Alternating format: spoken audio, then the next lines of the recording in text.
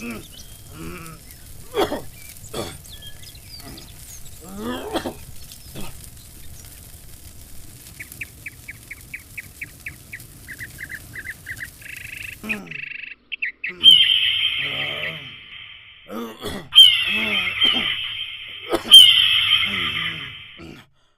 are 3 disposals of e-waste and computer.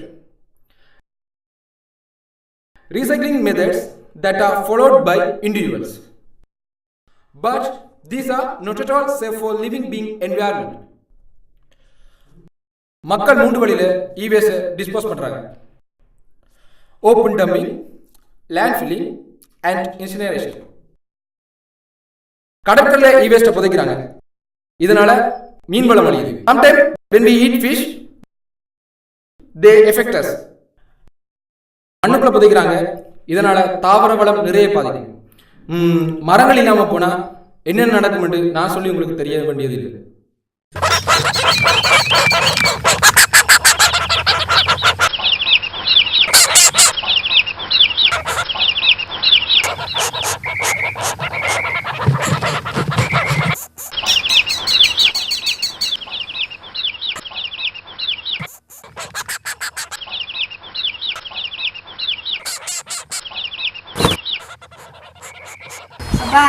என்னடா ஸ்கூல்ல செமினார்ல சொன்னாங்க பழைய கம்ப்யூட்டர் ஃபோன் செய்திடலாம் இருக்கா வருத்தம் வருமா அதெல்லாம் நீங்க இருக்காது எரிக்கும் போது அப்பா மூத்துல துணியை வச்சுன்னா அந்த வருத்தம் ஒன்று வராதுடா. நீ பேசாம படிடா.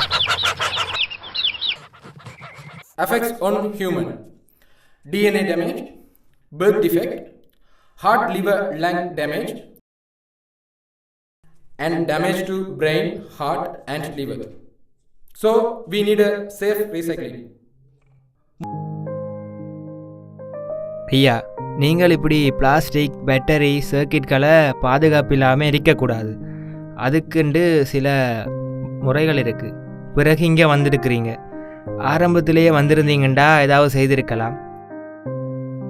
உங்களுக்கு இப்போ நுரையீரலில் புற்றுநோய் வந்திருக்கு. சரியான எக்ஸ்ட்ரீம் லெவலில் வந்திருக்கு. இனி காப்பாற்றுறது சரியான கஷ்டம். Very sorry.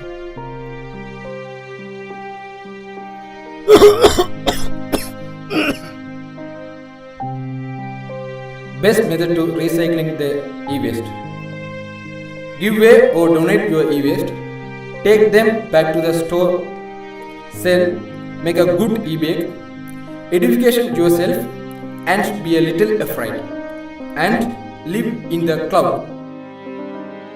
So this is the end. உங்கள் எல்லாரையும் விட எனக்கு தான் இதோட எஃபெக்ட் நல்லா தெரியும்.